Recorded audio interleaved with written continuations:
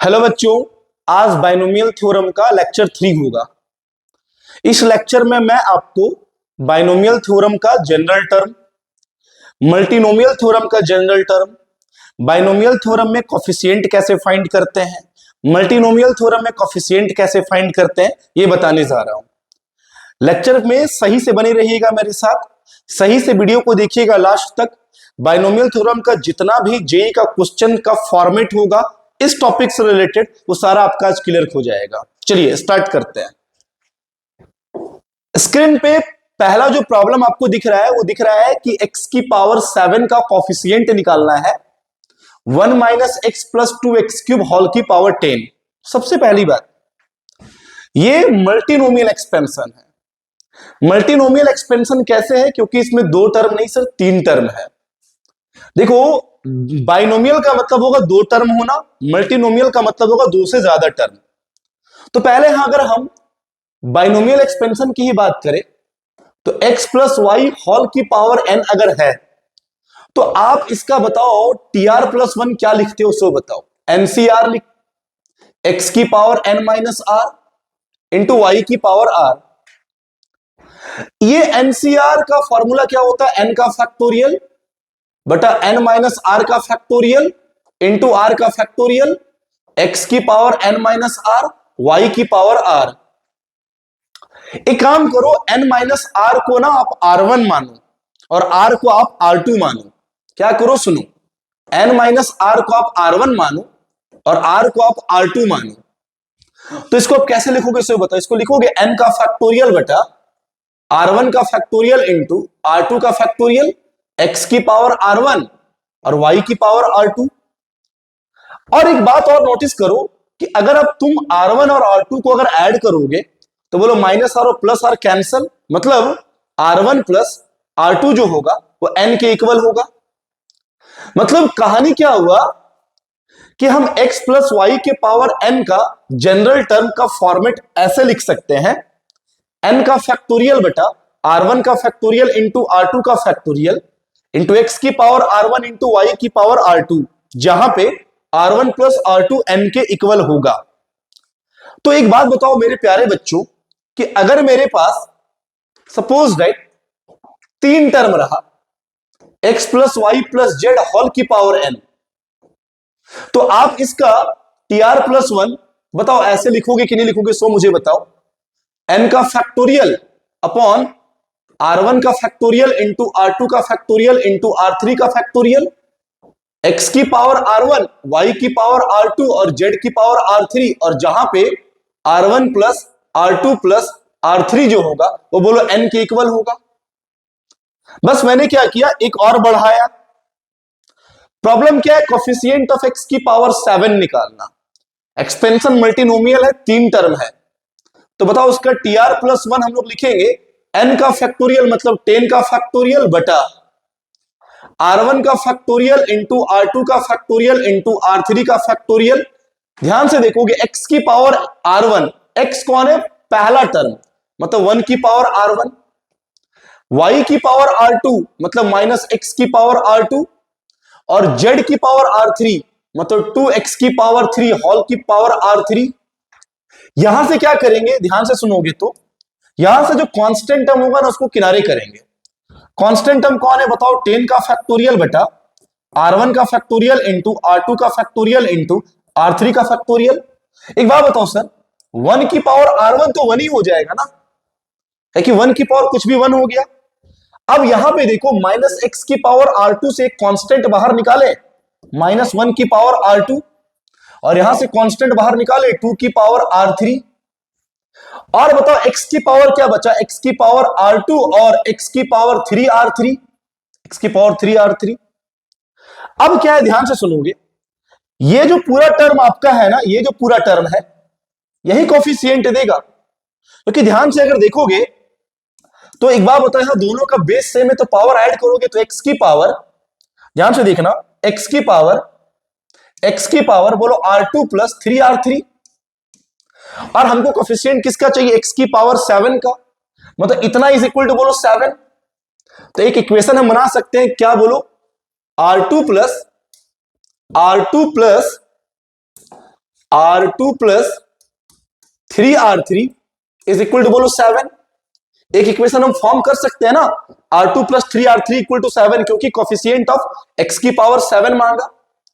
और general term के according हम लिख सकते हैं R1 plus R2 plus R3 equal to n, मतलब R1 plus R1 plus R1 plus R2 plus R3 that is equal to n, मतलब 10। अब मुझे एक चीज देख के बताओ अच्छे से सारे बच्चों, इक्वेशन आपके पास 2 है और अननोन आपके पास 3 है, तो हम 2 इक्वेशन से 3 अननोन कैसे फाइंड करेंगे? केस बना के चेक करना होगा आपको। मल्टीनोमियल एक्सपेंशन में कभी भी अगर कोफिशिएंट निकालने के लिए पूछा जाए तो आप केस बना के चेक करो कि कितना केस आपका पॉसिबल है। यहां R1, यहां R2, यहां R3। सर केस लेके कैसे चेक करेंगे? मान लो कि R3 को हम ना 0 ले लिए, अगर हम R3 को 0 लेंगे तो ये 0 हो जाएगा, लेकिन हमको R2 के साथ ऐड करने पे 7 लाना है, तो अगर हम R2 7 ले लेंगे तो 7 प्लस 0 7, ये इक्वेशन सेटिस्फाई कर गया। लेकिन सेकंड इक्वेशन में तो सेटिस्फाई करना चाहिए कि R1 plus R2 plus R3 equal to 10, तो R2 और R3 को जोड़ने पे बोलो कितना आ रहा है? 7, तो 110% बोलो R1 को हम 3 ही लेंगे ना, तब ना 3 प्लस 7 प्लस 0 बोलो 10 हो गया। मतलब दोनों इक्वेशन सेटिस्फाई करना चाहिए आपका। अब एक काम करो, R3 में बोलो 1 ले लेते हैं, ध्यान से देखना। अगर हम R3 में 1 ले लेंगे तो बोलो ये 3 हो गया कि नहीं हो गया? सो बताओ, 3 हो गया। लाना है 7, तो बोलो R2 4 लेंगे। अब हमको इन तीनों को जोड़ के 10 लाना है, इसको जोड़ के 5 आ रहा है, तो बोलो R1 हम 5 ले लेंगे। उम्मीद है कि टॉपिक क्लियर होगा। अब R3 को 2 ले लो, R3 को 2 ले लेंगे तो 3 इंटू 2 6 हो गया, तो बोलो R2 1 लेंगे। तो सर ये जोड़ के हो गया 3, लाना है 10, बोलो इसको 7 ले लेंगे। उम्मीद है कि ये तीनों पॉइंट आपका क्लियर होगा कि मैंने R1, R2, R3 का वैल्यू कैसे मैंने डिसाइड किया। अब करना कुछ नहीं है, इक्वेशन 1 का यूज करना है। इक्वेशन 1 क्या है थोड़ा ध्यान से देखते हैं। इक्वेशन 1, इसको मान लो तुम, इसको तुम इक्वेशन नंबर 1 मान लो। ये मेरा कोफिशिएंट है सर, यही तो मेरा कोफिशिएंट है कि नहीं? देखो इसी कोफिशिएंट में वैल्यू हम रिस्पेक्टिवली पुट करते चलेंगे। सर 10 का फैक्टोरियल, अब बेटा R1 का फैक्टोरियल इंटू R2 का फैक्टोरियल इंटू R3 का फैक्टोरियल, ठीक है ना? बताओ, -1 की पावर R2 इंटू 2 की पावर R3, -1 की पावर R2 इंटू 2 की पावर कितना? R3। सब्स्टिट्यूट करेंगे एक एक करके, तीनों केस को यहां पुट करके हम ऐड करेंगे। इसका मतलब क्या हुआ कि x की पावर 7 उस मल्टीनोमियल एक्सपेंशन में 3 जगह दिखा होगा। तो चलो पहला केस डालो, 10 का फैक्टोरियल अपॉन R1 का फैक्टोरियल मतलब 3 का फैक्टोरियल, R2 का फैक्टोरियल मतलब 7 का फैक्टोरियल, R3 का फैक्टोरियल मतलब 0 का फैक्टोरियल, -1 की पावर R2 मतलब -1 की पावर 7 और 2 की पावर R3 मतलब 2 की पावर 0। पहला केस का आंसर प्लस दूसरा केस के अकॉर्डिंग बताओ क्या लिखेंगे? बताओ, 10 का फैक्टोरियल अपॉन R1 का फैक्टोरियल मतलब 5 का फैक्टोरियल, R2 का फैक्टोरियल मतलब 4 का फैक्टोरियल इंटू 1 का फैक्टोरियल, -1 की पावर R2 मतलब -1 की पावर कितना? बोलो 7 और 2 की पावर R3 मतलब 2 की पावर 1 प्लस, आगे बढ़ो, चलो अगला पुट करो थर्ड नंबर केस, 10 का फैक्टोरियल अपॉन, ध्यान से देखना, R1 का फैक्टोरियल मतलब 7 का फैक्टोरियल, R2 का फैक्टोरियल, R2 का फैक्टोरियल, कहीं कैलकुलेशन मिस्टेक हुआ है? हम मुझे लग रहा है कैलकुलेशन मैंने मिस्टेक किया है कहीं पे, ध्यान से देखोगे 370 यहां कैलकुलेशन थोड़ा मिस्टेक हुआ है। देखो 10 का फैक्टोरियल बटा 5, हाँ देखो क्या है, देखो ध्यान से, -1 की पावर R2, -1 की पावर R2 4 है मतलब -1 की पावर 4 है, ध्यान से, और 2 की पावर R3 मतलब 2 की पावर 1 है, इस पे थोड़ा ध्यान से। चलो 10 का फैक्टोरियल, 7 का फैक्टोरियल, 1 का फैक्टोरियल, R3 मतलब 2 का फैक्टोरियल इंटू, ध्यान से देखना, -1 की पावर R2 मतलब -1 की पावर 1 और 2 की पावर R3 मतलब 2 की पावर 2। सर इसको सॉल्व कर लेंगे, जो होगा वही मेरा कोफिशिएंट हो जाएगा। अब ये नहीं बोलना कि सर इसको सॉल्व करना नहीं आता है, ये तो सिंपल सर कैलकुलेशन है, आप इसे खुद से कर लोगे। देखो ये प्रॉब्लम जेईई मेन 2023 का था, हम बार बार समझा रहे हैं, बाइनोमियल में 2 टर्म, मल्टीनोमियल में 2 से ज्यादा term. Sir suppose that x plus Y plus z plus d whole की पावर n है, इसका कोई जनरल टर्म लिखने के लिए बोले तो हम क्या लिखेंगे? बताओ, n का फैक्टोरियल अपॉन R1 का फैक्टोरियल, R2 का फैक्टोरियल, R3 का फैक्टोरियल, R4 का फैक्टोरियल, x की पावर R1, y की पावर R2, z की पावर R3 और d की पावर R4। लेकिन R1 plus R2 plus R3 plus R4 that is equal to आपका n के इक्वल आना चाहिए। उम्मीद है कि सर मल्टीनोमियल थ्योरम में अगर किसी का भी कोफिशिएंट निकालने के लिए पूछेगा तो आप निकाल लोगे। चलो दूसरे प्रॉब्लम की तरफ भागते हैं। जो दूसरा प्रॉब्लम है, देखो वो प्रॉब्लम क्या है, ध्यान से सुनना। वैसा कुछ खास प्रॉब्लम मुझे नहीं लग रहा है। Absolute difference of the coefficient of x की पावर 10 एंड x की power 7 in the expansion of 2x square plus 1/2x whole की पावर 11 इज इक्वल टू क्या होगा। मतलब कुछ भी नहीं करना है सर इसमें। सबसे पहले कोफिशिएंट ऑफ x की पावर 10 निकाल लेना है और कोफिशिएंट ऑफ x की पावर 7 निकाल लेना है इस एक्सपेंशन का, और उसका एब्सोल्यूट डिफरेंस निकालना है। Absolute difference is always positive, मतलब माइनस करके मॉड ले लेना है। तो क्या बताएंगे बताओ। टर्म ध्यान से देखो, ये मल्टीनोमियल नहीं हो के बाइनोमियल है। चलो TR+1 यूज करेंगे। बताओ कैसे यूज करेंगे, 11CR, इसमें ऐसे यूज करो। मल्टीनोमियल वाले में ना ये कॉन्सेप्ट तुम अप्लाई करोगे, मल्टीनोमियल में तुम ये वाला कॉन्सेप्ट अप्लाई करोगे, बाइनोमियल वाला में तुम ये कॉन्सेप्ट अप्लाई करोगे, याद रखना। चलो तो यूज करो, स्टार्ट करो। 11CR x की power n minus r, 2x square की पावर 11 माइनस r, a की पावर r, मतलब 1/2x की पावर r। चलो आगे बढ़ो, कितना हो गया सो बताओ। 11CR कांस्टेंट छाटो तो 2 की पावर 11 माइनस r, x की पावर देखो तो 22 माइनस 2r, यहां हो गया बोलो 1/2 की पावर r, और ये x की पावर r ऊपर जाके x की पावर माइनस r। कांस्टेंट क्या क्या हो गया सो बताओ। कांस्टेंट हो गया 11CR, 2 की पावर 11 माइनस r, 1/2 की पावर r। एक बात बताओ सर, दोनों का बेस से में पावर ऐड करोगे ना, मतलब x की पावर बोलो 22 माइनस 3r। सर कहानी खत्म हो चुका है सर, बकवास क्वेश्चन बन चुका है ये पूरी तरह से। बोलो बकवास क्वेश्चन है कि नहीं है। क्यों क्वेश्चन है बकवास, हम तो बोलते हैं इसको आप खुद से भी कर सकते हो।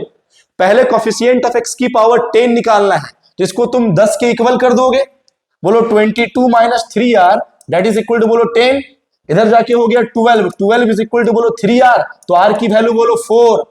मतलब x की पावर 10 के कोफिशिएंट के लिए r में आप 4 डालेंगे, और बोला है कोफिशिएंट ऑफ x की पावर बोलो कितना है 7, मतलब इसको हम 7 पुट करेंगे। 22 minus 3r that is equal to 7, घटाओगे तो 15 इज इक्वल टू 3r, तो बोलो r की वैल्यू कितनी होगी सो बताओ 5।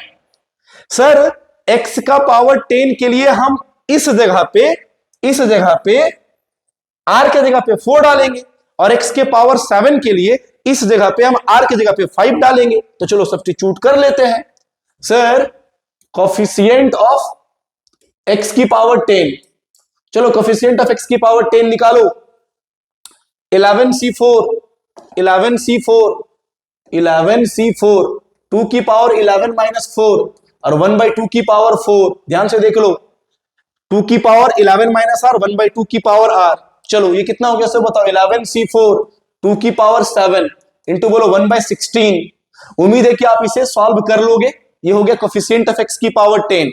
अब चलो अब निकालते हैं कोफिशिएंट ऑफ x की पावर बोलो कितना 7। तो कोफिशिएंट ऑफ x की पावर 7 के लिए r में 5 पुट करो। 11C5 2 की पावर 11 माइनस 5, 1/2 की पावर 5, सब्स्टिट्यूट करो। 11C5 2 की पावर 11 माइनस 5, 11 माइनस 5 और 1/2 की पावर 5। बताओ 11C5 2 की पावर कितना हो गया बोलो 6 और 1/32। ये जो कोफिशिएंट निकल गया वो किसका निकल गया, x की पावर 7 का। इसी का एब्सोल्यूट डिफरेंस निकालने के लिए बोला है। तो एब्सोल्यूट डिफरेंस कहने का मतलब क्या हुआ, इन दोनों को सब्ट्रैक्ट करके हम मॉड ले लेंगे। तो मेरी बात समझो सर, ये सब कैलकुलेशन मुझसे मत करवाओ यार, वो सब खुद से पार्ट करो। 11C4 को सॉल्व कर लो, एक वैल्यू देगा नेचुरल नंबर। सर 2 की पावर 7 1/16 से सब सॉल्व हो जाएगा आपका। अब मान लो कि इसका वैल्यू आ रहा है मान लो a, और मान लो इसकी वैल्यू आ रही है मान लो b। तो एब्सोल्यूट डिफरेंस क्या होगा, एब्सोल्यूट जो डिफरेंस होगा वही होगा ना सर a माइनस b का मॉड। अब मान लो जो ऑप्शन है उसके अकॉर्डिंग गेम करते हैं। ऑप्शन है 12 का क्यूब माइनस 12, ऑप्शन बी है 11 का क्यूब माइनस 11, ऑप्शन सी है 10 का क्यूब माइनस 10 और ऑप्शन डी है 13 का क्यूब माइनस 13। तो सर फिर हम a माइनस बी का मॉड मान लो कुछ आ जाएगा 17। मान के चल रहे हैं सर, सपोज करके चल रहे हैं कि इसका वैल्यू आ गया 17। तो हम क्या करेंगे ना, चारों ऑप्शन को चेक करके देखेंगे कि किससे मेरा वैल्यू 17 निकल रहा है। अगर पहले से 12 का क्यूब कर लेंगे, 12 इंटू 12 इंटू 12 माइनस 12 कर लेंगे, मान लो उसी से 17 आ जाएगा तो उसी ऑप्शन को हम टिक मार करके आएंगे। चलो आगे बढ़ते हैं, प्रॉब्लम नंबर थर्ड को लेके चलते हैं। प्रॉब्लम नंबर थर्ड क्या बोलता है, थोड़ा पढ़ते हैं। Let the sum of the coefficient of the first three term in the expansion of x minus 3 upon x square whole की पावर n, जहां n belongs to natural number, is 376, then coefficient of x की power 4। देखो binomial है, बहुत easy बन जाएगा। कैसे बनाएंगे, चलो इसका पहले tr+1 यूज करो। बताओ, या tr+1 मत यूज करो, अभी पहले इसको एक्सपेंड करो, क्योंकि हमको sum of the coefficient of first three term बोला, मतलब जो पहला तीन टर्म में x का कोफिशिएंट मिलेगा उसको हमको लेके चलना है। तो एक बात बताओ sir, x minus 3 upon x square whole की पावर n को तुम एक्सपेंड करो। बोलो पहला टर्म बोलो nc0 x की पावर n, दूसरा टर्म बोलो क्या होता है, सो बताओ nc1 x की power n minus 1 into a, मतलब minus 3 upon x square. Next term क्या लिखोगे, सो बताओ nc2 x की power n minus 2 minus 3 upon x square का होल स्क्वायर। अब एक बात बताओ, मुझे क्या बोला, कोफिशिएंट, फर्स्ट थ्री टर्म का कोफिशिएंट, तो बोलो x वाला कोफिशिएंट बोलो ये हो जाएगा, पहला कोफिशिएंट हो गया बोलो nc0, दूसरा में कोफिशिएंट x का कोफिशिएंट बोलो क्या क्या हो जाएगा nc1 और माइनस 3, क्योंकि ये जो पार्ट है वो x का पार्ट है और हमको x के पार्ट को ले लेना है, x के कोफिशिएंट को कंसीडर करना है, मतलब जो x का टर्म है उसका कोफिशिएंट, मतलब अगला टर्म हो गया बोलो कितना nc1 इंटू माइनस 3। अगला पार्ट बोलो कौन हो जाएगा, बताओ nc2, ये तो x का पार्ट है, ये भी x का पार्ट है, माइनस 3 का स्क्वायर। ये हो गया x के टर्म का कोफिशिएंट पहले तीन टर्म का। तो एक बात बताओ सर, nc0 तो 1 होता है, nc1 मतलब ये हो गया माइनस 3n, nc2 कितना होता है बोलो n into n minus 1/2 into 9। ये तीन टर्म का जो सम है वो 376 दिया हुआ है, मतलब 1 minus 3n plus 9n into n minus 1/2 is equal to बोलो कितना 376। सर इसी को हम सॉल्व कर लेंगे, सॉल्व करने पे क्या होगा मेरा सर, n का वैल्यू निकल जाएगा। चलो एलसीएम लो 2, ये हो गया बोलो 2, ये हो गया बोलो माइनस 6n प्लस ये हो गया बोलो 9n square minus 9n minus कितना 9n, ये 2 एलसीएम ले उधर गया, तो 376 को अगर तुम 2 से मल्टीप्लाई करोगे तो बोलो कितना आएगा, सबको मल्टीप्लाई करो 376, बोलो ये हो गया 2, एक बचा 5 और बोलो 752, इसको उधर ले आओ 9n square minus 6n minus 9n minus 15n और 2 minus 752 that is equal to 0। Result आ गया 9n square minus 15n minus 750 that is equal to 0। स्पष्ट आपको दिख रहा होगा, बोलो एक क्वाड्रेटिक। सर हम तो बोलते हैं ऐसे 3 भी कॉमन जा सकता है, लग रहा है 3 कॉमन जाएगा, भेज दो। बोलो कितना हो गया 3n square minus 5n minus 250 that is equal to 0। एक बात बताओ, तुम्हें एक क्वाड्रेटिक बनता हुआ दिख रहा है कि नहीं दिख रहा है? इसी क्वाड्रेटिक को तुम सॉल्व करोगे तो वहां से n की वैल्यू निकल जाएगी। बोलो क्वाड्रेटिक क्या निकला, 3n square minus 5n minus 250 minus 5n minus कितना 250 दैट इज इक्वल टू 0। चलो इसको फैक्टराइज करो, कैसे फैक्टराइज करोगे, जल्दी करो, कैसे करोगे, लाना है माइनस 750 और 5n, तो कैसे करोगे बताओ? नहीं हो रहा फैक्टराइज, नहीं होगा factorise. 3n square minus 5n minus 250, 15 और 20, नहीं होगा सर, तो कैसे होगा सो बताओ? नहीं निकल रहा है, ज्यादा दिक्कत हो रहा था, सॉल्व करो ना मेरे भाई। n इज इक्वल टू हो जाएगा भाई, अब हम घर से पढ़ के थोड़े ना आते हैं बेवकूफ। चलो n is equal to 5 plus minus under root 5 का स्क्वायर 25, या फैक्टराइज होगा कि नहीं होगा? कहीं कैलकुलेशन मिस्टेक हुआ है क्या? 3n square minus 5n minus 250 is equal to 0, लाना है 750 और 5n, कैसे लाओगे बताओ तो?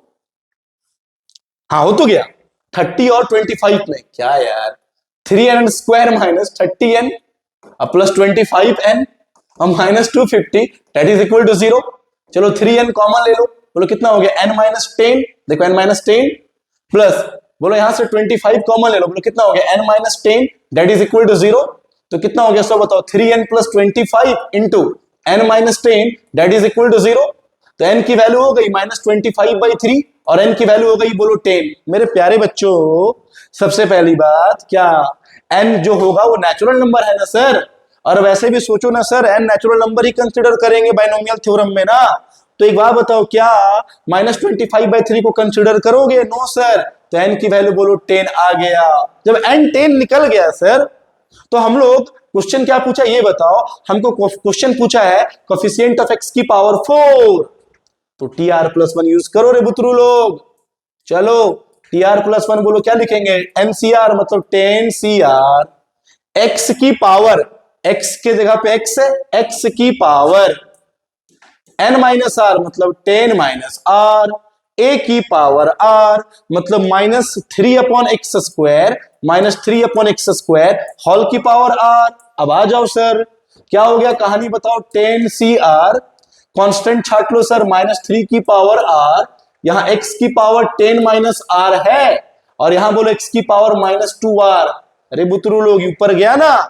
तो एक बात बताओ, क्या हो गया? 10 CR -3 की पावर r, x की पावर बोलो 10 - 3r, और हमको किसका कोफिशिएंट मांगा? x की पावर 4 का। तो इसके जगह पे 4 चिपका दे। 10 - 3r = 4, तो 6 = बोलो 3r, r का वैल्यू बोलो 2। यही तो कोफिशिएंट है। कोफिशिएंट डालो, चिपकाओ 10C2 और -3 की पावर 2, तो ये हो गया 10C2 × 9। ए बाबू, इसको सॉल्व करने के लिए मत बोलो हमको कि सर 10C2 क्या होता है। ये सब देखो, हम कहीं पे भी कैलकुलेशन नहीं कर रहे हैं, वो सब कैलकुलेशन का पार्ट आपका है। ये सब छोटा छोटा कैलकुलेशन है, इसमें हम सर कुछ नहीं करेंगे, उसमें टाइम वेस्ट भी होगा ना मेरा सर। अब हम ये बताएंगे कि 10C2 को लिखते हैं 10 का फैक्टोरियल बटा 2 का फैक्टोरियल इंटू 8 का फैक्टोरियल। वो सब बताते हैं एकदम बोर्ड वाला बैच में, एकदम बिगिनर को। हम भाई जेई का PYQ करा रहे हैं, तो हम कैलकुलेशन करने वाले नहीं, हम पहले बता रहे भाई कैलकुलेशन का पार्ट है, पूरा खुद से कर लो सर। ठीक है, चलो, हमको उम्मीद है कि इस क्वेश्चन को भी समझने में कोई तकलीफ आपको नहीं हुआ होगा। चलते हैं नेक्स्ट क्वेश्चन पे। ये अच्छा क्वेश्चन है सर मेरे अकॉर्डिंग। हाँ सर, ये अच्छा क्वेश्चन क्यों, ये सुनो।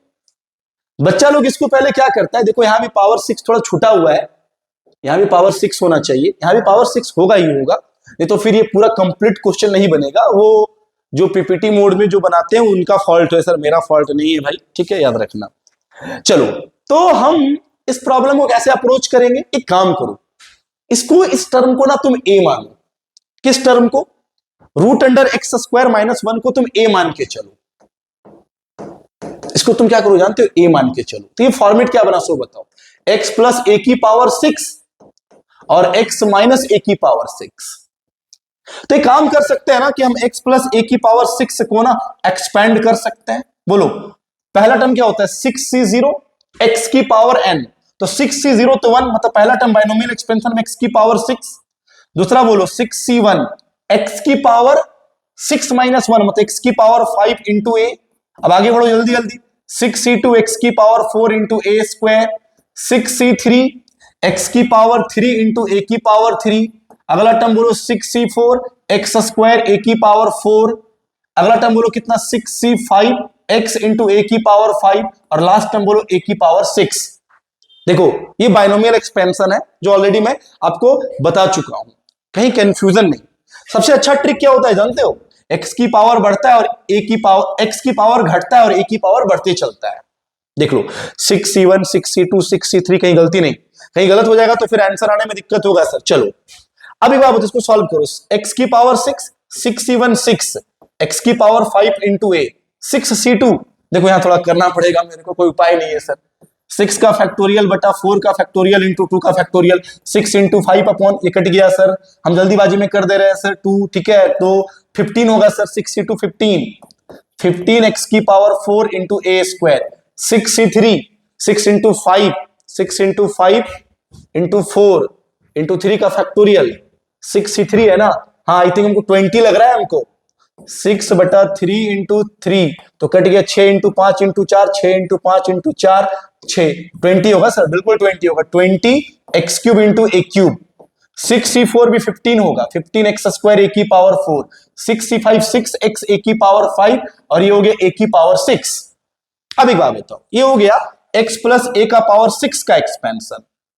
अब हमको करना है x - a का पावर 6 का एक्सपेंशन। तो क्यों करना? x को बदल दो -a से।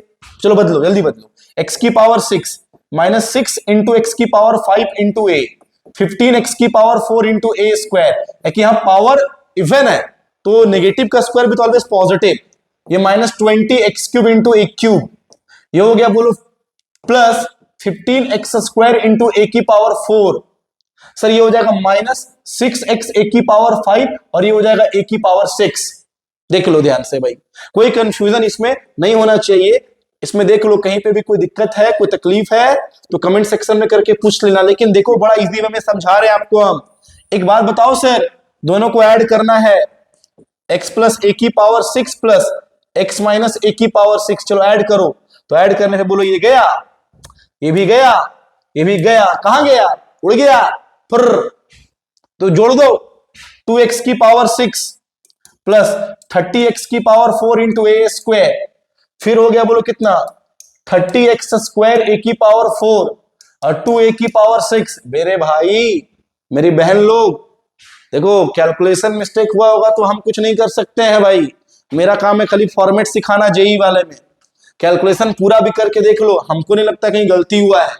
देखो सर मैथमेटिक्स सीखना है तो उसका फॉर्मेट पकड़ लो कि इस तरह के क्वेश्चंस को कैसे अप्रोच करते हैं। आ जाओ चिपकाते हैं, आ जाओ स्टार्ट करते हैं आगे।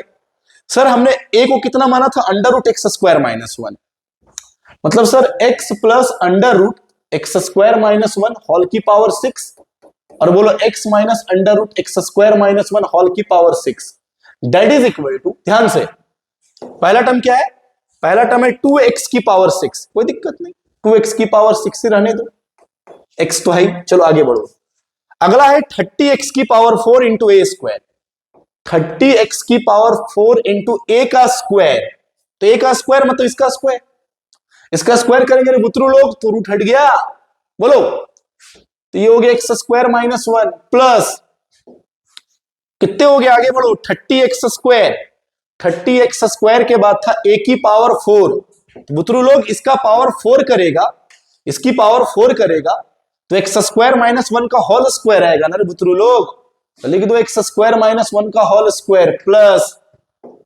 भाई लोग समझ में आ रहा है कि नहीं आ रहा है, देखो बुरा मत मानना यार, मजाक करते हैं बैल लोग बोलते हैं तो ठीक है। 2a का पावर 6, 2a का पावर 6 का मतलब क्या हुआ, इसका होल क्यूब, इसका होल क्यूब मतलब x² - 1 का होल क्यूब। अब सॉल्व करो, उसके बाद आस्किंग क्वेश्चन पे चलेंगे। 2x की पावर 6 ये हो गया बोलो 30x की पावर 6 माइनस 30x की पावर 4, ये हो गया 30x², a माइनस b का होल स्क्वायर, x की power 4 plus 1 minus 2x² plus 2 into बोलो a माइनस b का whole cube, a cube minus b cube minus 3a² b plus 3ab², 3x² हो जाएगा। चलो आगे बढ़ो, सॉल्व करो, कितना हो गया 2x की पावर 6 30x की पावर 6 माइनस 30x की पावर 4, चलो मल्टीप्लाई करो 30x की power 6 plus 30x² minus 60x की पावर 4 प्लस 2x की पावर 6 माइनस 2 माइनस 6x की पावर 4 प्लस 6x²। चलो पूरा एक्सपेंड कर लिए। अब रे बच्चा लोग क्वेश्चन क्या पूछा, चलते हैं उसके पास। क्वेश्चन बोला है अल्फा और beta be the coefficient of x की पावर 4 एंड x² रिस्पेक्टिवली। अच्छा अल्फा क्या है, कोफिशिएंट ऑफ x की पावर 4, तो जहां जहां हमको x की पावर 4 दिखेगा उसको उठा लेंगे। बोलो कहां दिखा, एक यहां दिखा और कहां दिखा, जल्दी देखो, एक यहां दिखा एक यहां दिखा और कहीं दिखा नहीं, तो -30 -60 -90 -6 -96 हो गया। और बीटा क्या बोला सो बताओ, कोफिशिएंट ऑफ x² बोला है, तो बोलो रे बुतरू लोग x² कहां कहां दिख रहा है, ध्यान से देखो, एक वो यहां दिखा 30 और कहीं दिखा, हाँ यहां भी तो दिखा 6, तो ये हो गया 36। अब चलते हैं, क्वेश्चन क्या बोला, ऑप्शन चेक करना है, alpha plus beta 60, alpha plus beta, ये तो खुद कर लो यार, अल्फा पता और बीटा पता तो 4 गो ऑप्शन चेक करने में तुमको क्या तकलीफ है। अल्फा प्लस बीटा 60 थोड़े ना होगा sir, option B alpha plus beta -30, दोनों को जोड़ेंगे तो -30 आएगा, नहीं आएगा। Option C alpha minus beta, alpha minus beta नहीं आएगा। अगला क्या है, alpha minus beta is equal to -132, alpha minus beta is equal to -132। क्या करवा रहा है तुम हम लोग से बताओ, -132 सही है, तो ऑप्शन डी हम लोग टिक मार के आएंगे। उम्मीद है तुमको ये क्वेश्चन भी आपको पूरी तरह से क्लियर होगा। देखो बाइनोमियल थ्योरम से ना जेई मेन के हर एक शिफ्ट में एक प्रॉब्लम आता है। और देखो ये हार्ड नहीं होता है सर, कोफिशिएंट वाला प्रॉब्लम और खासकर मल्टीनोमियल, अभी कोफिशिएंट का और भी प्रॉब्लम तुमको आगे लेक्चर में करवाएंगे, ध्यान से सुनना। चलो अगले क्वेश्चन पे मूव करते हैं कि नेक्स्ट क्वेश्चन क्या बोलता है। बोलता है कोफिशिएंट ऑफ x की पावर -2 और कोफिशिएंट ऑफ x की power -4 in the expansion of that are. अरे तो बकवास क्वेश्चन है, फिर सेम क्वेश्चन का फॉर्मेट है, बोलो। जेई मेन 2017 का है, इसको तुम बोलते हैं स्किप मार देते हैं। TR+1 बोलो 18CR, x की पावर 1/3 होल की पावर 18 - r और 1/2 x की पावर 1/3 होल की पावर r। ये तो इजी है, कांस्टेंट किनारे कर लो। 18CR, इसमें तो कांस्टेंट है ही नहीं, x की पावर 18 - r/3, इसमें कांस्टेंट है 1/2 की पावर r और यहां हो गया x की पावर -r/3। चलो कांस्टेंट किनारे करे, 18CR 1/2 की पावर r, यहां बोलो दोनों का बेस सेम, पावर ऐड करो, 18 - r -r मतलब 18 - 2r, 18 - 2r और डिवाइडेड बाई 3।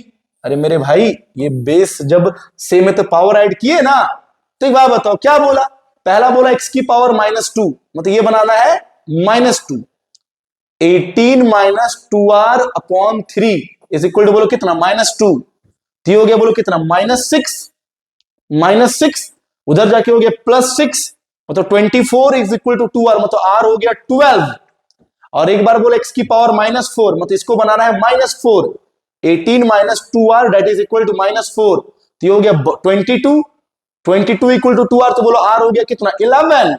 मतलब क्या हुआ, x की पावर -2 के लिए इसमें हम लोग डाल देंगे r12। बोलो कोफिशिएंट ऑफ x की पावर -2, कोफिशिएंट ऑफ x की पावर कितना, -2 के लिए यहां डालेंगे 12, 18C12, 18C12 1/2 की पावर 12। और क्या है सो बताओ, और क्या है, और सॉरी आगे क्यों जा रहे, पीछे जाना है भाई। चलो 1/2 की पावर 12 और x की पावर -4 के लिए r में डाल देंगे 11 मतलब 18C11 कोफिशिएंट ऑफ x की पावर -4। बोलो 18C11 1/2 की पावर 11। बोलो यहां तक क्लियर है बात। क्वेश्चन क्या बोला कि एक अच्छा x की पावर -2 का कोफिशिएंट m है और इसका कोफिशिएंट n है। अरे यार बकवास क्वेश्चन है, बोलो बताओ, हाँ है ना, बताओ इजी है। ये बोलो m है और ये मेरा n है और हमको मांगा है m/n क्या होगा, क्या करेंगे बताओ, डिवाइड कर दो यार। 18 खुद से कर लोगे यार, छोड़ दे रहा हूं मैं, 1/2 की पावर 12 और ये बोलो 18C11 1/2 की पावर 11। ये भाई तुम खुद से कर लो, ये सब चीज तो छोटी छोटी चीजें हैं, ये तो एकदम बिगिनर वाले जो बच्चे होते हैं वो सब कर लेंगे, नर्सरी क्लास वाले बच्चे कर लेंगे, 6th 7th वाले बच्चे। चलो क्वेश्चन को आगे बढ़ाते हैं। बोलता है लेट टी का close bracket denotes the greatest integer. अच्छा everybody know about greatest integer, function का टॉपिक है सर ग्रेटेस्ट इंटीजर फंक्शन। 1.1 का ग्रेटेस्ट इंटीजर 1 होता है, 1.8 का भी ग्रेटेस्ट इंटीजर 1 होता है, -1.1 का ग्रेटेस्ट इंटीजर -2 होता है। वैसे अगर देखना चाहते हो तुरंत ग्राफ तो this is the graph of GIF, this is the graph of क्या, GIF। ये ग्राफ होता है GIF का, ये ग्राफ होता है किसका, GIF का ग्राफ होता है ये। वैसे फंक्शन के लेक्चर में ऑफलाइन में तुम्हें पूरा चैप्टर को ऐसे पढ़ाता हूं कि बच्चा को एकदम कहीं कंफ्यूजन नहीं होगा। और सेम मैं कोशिश कर रहा हूं कि जिन बच्चों को मैथमेटिक्स से डर लगता है उसको ऑनलाइन में पढ़ने में बहुत मजा आए। तो ये बोलो 0 होता है, ये मेरा 1 होता है, सुनो ऐसा ग्राफ बनता है GIF का। इसको बहुत सारे फंक्शन के नाम से भी जानते हैं, याद करो इसको बोलते हैं step wise function, floor valued function. तो इसमें बस याद करना होता है कि 0.1 का भी ग्रेटेस्ट इंटीजर 0, 1.8 का ग्रेटेस्ट इंटीजर 1, -1.1 का ग्रेटेस्ट इंटीजर -2। तो ये सब फंक्शन का पार्ट है, जहां तक था मुझे समझाना मैं समझा दिया हूं। क्वेश्चन क्या बोलता है सुनते हैं, पढ़ते हैं। इस एक्सपेंशन में जो term independent constant term, constant term, तो कांस्टेंट टर्म का मतलब वही होता है sir term independent of x. Term independent of x बोलो चाहे कांस्टेंट टर्म बोलो, बोथ आर सेम मीनिंग। तो एक बात बताओ, तुरंत यूज करो, बकवास क्वेश्चन है, TR+1 2023 का क्वेश्चन है, 7CR NCR 3x² की पावर 7 - r -1/2x की पावर 5 होल की पावर r। देखो तो ये हो गया कितना, बोलो 7CR कांस्टेंट, 3 की पावर 7 माइनस आर, एक्स की पावर कितना 14 माइनस 2R, -1/2 की पावर R कांस्टेंट, और x की पावर -5R ऊपर चला गया। चलो कांस्टेंट क्या हो गया 7CR, 3 की पावर 7 माइनस R, -1/2 की पावर R, बेस सेम होगा, पावर ऐड कर दो, x की पावर 14 माइनस 7R। अब कोफिशिएंट नहीं पूछा है, कांस्टेंट टर्म, कांस्टेंट टर्म का मतलब सर ये जीरो करना होगा। सर खुद से सोचो ना, कांस्टेंट टर्म का मतलब जिसमें x नहीं होगा, तो जब इसको जीरो कर देंगे सर तो x की पावर 0 1 हो जाएगा ना आपका, मतलब बोलो 14 माइनस 7R इक्वल टू 0, तो R का वैल्यू बोलो 2, R का वैल्यू 2 यहां सब्स्टिट्यूट कर देंगे, बोलो 7C2, 3 की पावर 7 माइनस 2 -1/2 की पावर 2, अरे बोलो बुतरू लोग खत्म हो गया क्वेश्चन ना। 7C2, 3 की पावर 5 और ये हो गया 1/4। मेरे भाई इसको सॉल्व करने पे जो वैल्यू आएगा उसी का मुझे ग्रेटेस्ट इंटीजर ले लेना है, ताकि बोला है जो अल्फा है, अल्फा जो है वो टर्म इंडिपेंडेंट ऑफ एक्स, ये कांस्टेंट टर्म है, मतलब यही वाला जो वैल्यू है वो अल्फा है मेरा। तो सर 7 ये बेकार करता हूं मैं, बार बार बोलता हूं, लेकिन सर देखो खुद से कर लो यार। मान लो कि ना सपोज सर ये 18 आ गया, मान लो 18 आ गया, तो 18 का GIF 18 हो जाएगा। मान लो कि सपोज दैट सर मेरी बात सुनो, मान लो ये आ गया 100.1, मान लो ये आ गया 100.7, तो 100.7 का GIF बोलो कितना हो जाएगा 100, करके दिखाऊं, क्या करके दिखाऊं बताओ, इसमें कुछ है ही है ऐसा, देखो तो 7C2, 7 का फैक्टोरियल बटा 2 का फैक्टोरियल इंटू 5 का फैक्टोरियल, सिर्फ तुम लोग कैलकुलेशन करा रहे हो बेवकूफों। 3 की पावर 5 कितना होता है सो बताओ, 3 3 9 27 243, नहीं 3 3 9 9 इंटू 3 27, 27 इंटू 3 81, 243, क्या करवा रहे हो, 243 into 1/4 that is equal to alpha. Solve करो, 7 इंटू 6 इंटू 5 का फैक्टोरियल कट गया, बोलो ये 2 into 243 into 1/4 that is equal to alpha. ये कट गया, बोलो किससे, 3 से कटा कि नहीं कटा, अरे 3 से कटा ना मेरे भाई, तो क्या हो गया 21 into 243/4 that is equal to alpha. इसका वैल्यू निकाल लो, हम उतना कौन करेगा, हम भाई कैलकुलेटर यूज कर लेते हैं। अब तुम बोलेगा सर हम लोग भी एग्जाम में कैलकुलेटर यूज करेंगे, तो भाई ऐसा नहीं होता है कि तुम एग्जाम में कैलकुलेटर यूज कर लेगा और तुमको अलाउ होगा। 1275 अल्फा का वैल्यू आ रहा है 1275.75, और उसी का मुझे GIF लेना है, मतलब 1275.75 का GIF, तो ओवरऑल आएगा 1275, आंसर हो गया 1275। क्या बोलो, क्लियर है कि नहीं, कोई कंफ्यूजन नहीं है।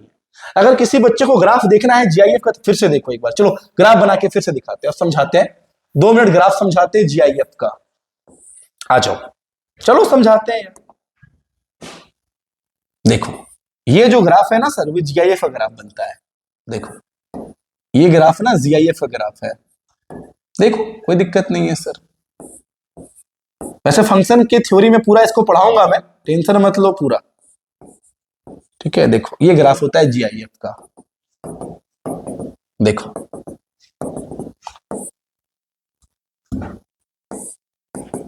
देखो ये 0 है, ये 1 है, ये 2 है, ये 3 है, ये -1 -2 -3। एक दिख रहा होगा भरी बिंदी, एक दिख रहा होगा खाली बिंदी। भरी बिंदी का मतलब होता है इंक्लूडिंग, खाली बिंदी का मतलब होता है एक्सक्लूडिंग।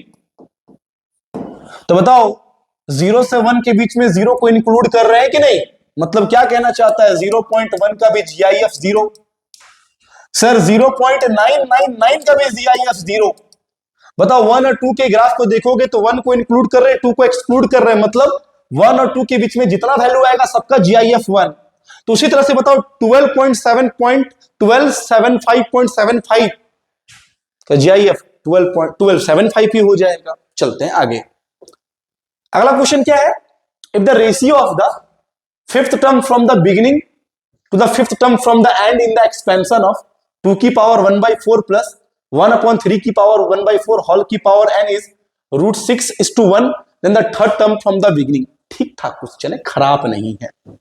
देखो एक नया लैंग्वेज आया, fifth term from the beginning और fifth term from the end. कहानी समझो क्या है, जब तुम किसी भी बाइनोमियल एक्सपेंशन में ना टर्म फ्रॉम द बिगिनिंग निकालोगे ना, तो टर्म को ऐसे ही रख देना, लेकिन टर्म फ्रॉम द एंड निकालने के लिए बोलेगा ना तो कुछ मत करना, इसको उल्टा कर देना, मतलब ये यहां चला जाएगा, ये यहां चला जाएगा। तो चलो पहले fifth term from the beginning निकाल लेते हैं। T5 फ्रॉम बिगिनिंग, तो T5 के लिए बोलो R4, तो T4 plus 1 that is equal to NCR, मतलब NC4 2 की पावर 1/4 होल की पावर n-4 और 1/3 की पावर 1/4 होल की पावर 4। अरे जनरल टर्म यूज किया ना रे मूर्खों, NCR x की पावर n-r a की पावर r, तो कितना हो गया जल्दी बताओ। NC4 2 की पावर n-4/4, ये 4 कट गया ना भाई, अपॉन 3, ये हो गया T5 फ्रॉम द बिगिनिंग। अब सुनो, बात सुनो, मेरी बात समझो। अगर बोला T5 फ्रॉम एंड, तो उस वक्त क्या करना है, टर्म को उल्टा कर देना है। 3 की पावर 1 अपॉन, देखो ना T5 ये ऐसा हो जाएगा 1/3 की पावर 1/4 प्लस 2 की पावर 1/4 होल की पावर n, मतलब कहानी उल्टा कर दी है बस यार। इसमें T5 निकालो, मतलब T4 प्लस 1 NC4 1/3 की पावर 1/4 होल की पावर बोलो कितना n-4, 2 की पावर 1/4 होल की पावर 4, बोलो 4 गया ना, कितना आ गया, सो जल्दी बताओ। NC4 ना, ऊपर 2 और नीचे बताओ 3 की पावर n-4/4। चेक कर लो भाई, कहीं कैलकुलेशन मिस्टेक नहीं होना चाहिए। आ जाओ, अब क्या बोला कहानी, इन दोनों का रेशियो है √6:1 अकॉर्डिंग टू प्रॉब्लम।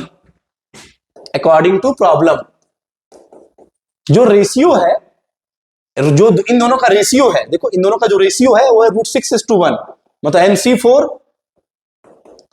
2 की power n-4/4 upon 3 whole divided by NC4 into 2, देखो ना NC4 इंटू 2 और नीचे है 3 की पावर n-4/4, 3 की power n-4/4 that is equal to √6:1, मतलब √6/1। सॉल्व करो।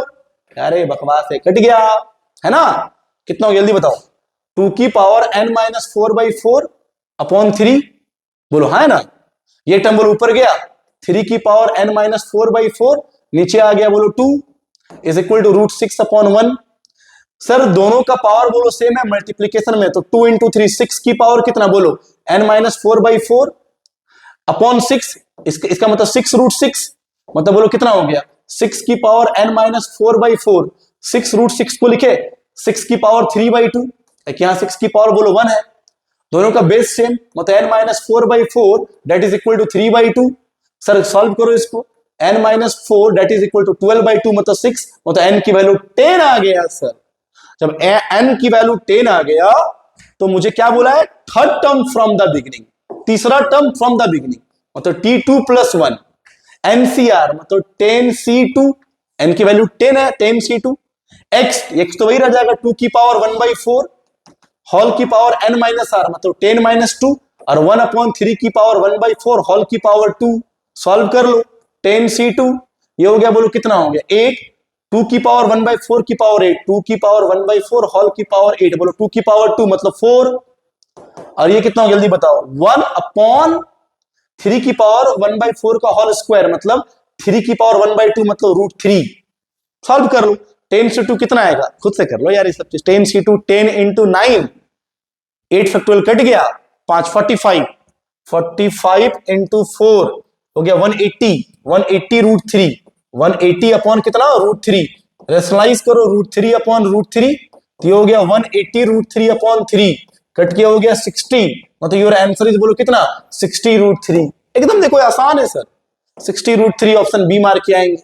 चलो नेक्स्ट क्वेश्चन पे मूव करते हैं, फिर बोलो सेम है, the term without x in the expansion is 7315, then alpha का mod is equal to what.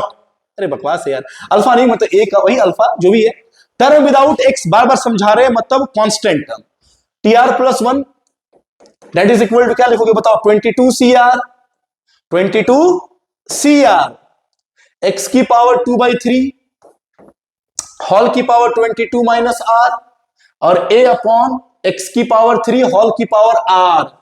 बताओ यहां से क्या करोगे सो बताओ, टर्म विदाउट x दिया हुआ है तो बोलो कितना हो गया जल्दी बताओ 22cr।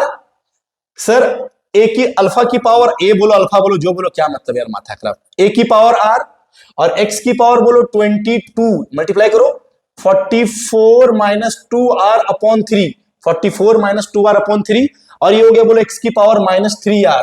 देख लो कोई कंफ्यूजन नहीं। तो ये हो गया 22cr a की पावर r, ठीक है ना। बताओ x की पावर ये कितना हो जाएगा 44 माइनस, ध्यान से 2r/3 minus 3r। Sir base से हम पावर ऐड कर रहे हैं, 22cr a की पावर r, x की power 44 minus 11r minus 9r minus 2r/3। अब क्या बोला, टर्म इंडिपेंडेंट ऑफ x। तो टर्म विदाउट x का मतलब सर ये पूरा पार्ट जीरो, देखिए ये पूरा पार्ट जीरो हो जाएगा, बार बार समझा रहे हैं। तो x की पावर 0 1, मतलब 44 minus 11r/3 that is equal to 0। तो 44 इज इक्वल टू बोलो 11r, r की वैल्यू बोलो 4, r की वैल्यू 4 यहां पुट कर दो। सर 22c4 a की पावर 4, यही आ गया सर टर्म विदाउट x। और यही टर्म विदाउट x जो है वो 7315 के इक्वल है। मतलब सर 22c4 a की पावर 4 इज इक्वल टू बोलो 7315। सर इसका वैल्यू निकाल के सॉल्व कर दोगे, यहां से तुम a का वैल्यू निकाल लेना। सर 22 का फैक्टोरियल बटा 4 का फैक्टोरियल, 22 माइनस 4 मतलब 18 का फैक्टोरियल इंटू a की power 4 is equal to 7315। Sir 22 into 21 into 20 into 19 into 18 का फैक्टोरियल अपॉन 4 फैक्टोरियल कितना होगा 4 into 3 into 2 into 1, 4 into 3 into 2 into 1 मतलब 24, ठीक है। और 18 का फैक्टोरियल इंटू a का पावर 4 इज इक्वल टू 7315। देखो ये कटा पहले और कट, सर मल्टीप्लाई कर लो, काटो 20, अरे मल्टीप्लाई कर लेते यार, कैलकुलेशन तुम खुद से कर लेना, मोबाइल से कर दे रहे मेरे भाई, ठीक है। चलो हमको क्या है 22 into 21 into 20 into 19 that is equal to आ रहा है 175 175 175 560। अब देखो काट भी सकते हो यार, अपॉन 24 इंटू a की power 4 that is equal to 7315। अरे डिवाइड कर दो भाई 24 से, तो अरे 7315 आ गया मेरे भाई, ये तो आ रहा है 7315। तो सिर्फ मामू बनाया था जेई मेन वालों, एनटीओ वालों, सिर्फ बेवकूफों। तो ए की वैल्यू बोलो प्लस माइनस 1 आ जाएगा। अब हमको बोला ए का मैग्नीट्यूड, तो प्लस माइनस 1 का मैग्नीट्यूड मतलब your answer is 1, answer is 1। चलो अब क्या बोला है क्वेश्चन, थोड़ा रीड करते हैं। बोलता है let alpha greater than 0 be the smallest number such that expansion of x की पावर 2/3 प्लस 2 अपॉन x की पावर 3 होल की power 30 as a term beta into x की power minus alpha, beta belongs to natural number, then alpha is equal to what. अच्छा, a smallest number such that, ये जो है ना alpha greater than 0 be the smallest number such that. अच्छा alpha जो है वो स्मॉलेस्ट नंबर है, तो एक काम करो tr+1 यूज करो, 30cr x की पावर 2/3 होल की power 30 minus r 2 upon x की पावर 3 होल की पावर r। चलो एक बात बताओ, ये हो गया 30cr x की पावर, ध्यान से देखना 60 माइनस 2r/3, और ये 2 की पावर r और x की पावर -3r। कांस्टेंट छाटो, 30cr 2 की पावर r x की power 60 minus 2r/3 into x की पावर -3r। चलो सॉल्व करो, 30cr 2 की पावर r x की power 60 minus 2r minus 9r/3, base same power add किए, 30cr 2 की पावर r x की पावर 60 माइनस 11r/3। एक बात बताओ सर, यहां से कहानी बड़ा मजेदार है सर, ध्यान से देखना, कहानी यहां क्या बड़ा सुंदर है sir. Smallest number alpha be the smallest number such that expansion of this has a term beta into x की power minus alpha. Smallest number मतलब ये पूरा टर्म आपको 0 से छोटा करना होगा पहले, मतलब sir 60 minus 11r/3 is less than 0, मतलब 60 minus 11r less than 0, 11r minus 60 is greater than 0, मतलब 11r इज ग्रेटर देन 60, मतलब r is greater than 60/11। Smallest number के लिए हमको बताना था। तो एक बात बताओ, r ग्रेटर देन 60/11 का क्या मतलब होगा, r is greater than, sir 5 से डिवाइड करोगे तो कितना आएगा, हम डिवाइड कर लेते हैं तुरंत, 60/11 60/11 5.45, मतलब r की वैल्यू 5.45 से बड़ा होना चाहिए। तो 5.45 से बड़ा नेचुरल नंबर हम r का वैल्यू 6 ले लेंगे, r का वैल्यू 6 पुट कर देंगे हम लोग, चलो आर की वैल्यू 6 पुट करते हैं तो 30c6 सर कितना 2 की पावर 6 चलो आ जाओ चिपकाओ, आर की वैल्यू 6 पुट करो, 11 इंटू 6 कितना हो गया सो बताओ, 66, 60 में गया 66 कितना जल्दी बताओ, -6 और -6/3 -2 मतलब x की पावर -2 और यही फॉर्मेट है बीटा इंटू एक्स की पावर -अल्फा। और बीटा देखो यहां पे दिया हुआ है नेचुरल नंबर, बीटा दिया हुआ है नेचुरल नंबर, तो मेरे प्यारे बच्चों 30c6 इंटू 2 की पावर 6 तो एक नेचुरल नंबर ही होगा ना, बेस्ट नेचुरल नंबर होगा। कंपैरिजन करेंगे तो बोलो अल्फा का वैल्यू 2 मार के आएंगे, अल्फा का वैल्यू 2 मार के आएंगे, आंसर हो गया अल्फा का वैल्यू 2। उम्मीद है कि कोई कंफ्यूजन नहीं होगा। मतलब हमको अल्फा का सबसे स्मॉलेस्ट वैल्यू निकालने के लिए पूछा था। देखो ये क्वेश्चन भी बहुत बेकार सा क्वेश्चन है। कोफिशिएंट ऑफ एक्स की पावर 15 निकाल लो, इसमें इस वाले में कोफिशिएंट ऑफ एक्स की पावर 15 निकाल लो और इस वाले में एक्स की पावर -15 का कोफिशिएंट निकाल लो और ये दोनों आपस में इक्वल कर दो। ये तो इजी क्वेश्चन है, इजी वन, बहुत इजी वन। बार बार सेम रिपीटेड टाइप का क्वेश्चन आज मैंने करवाया और देखो उसमें भी बहुत सारे चीज मैंने आपको सिखाया, इससे आपका पूरा टॉपिक आई थिंक पूरा क्लियर होगा।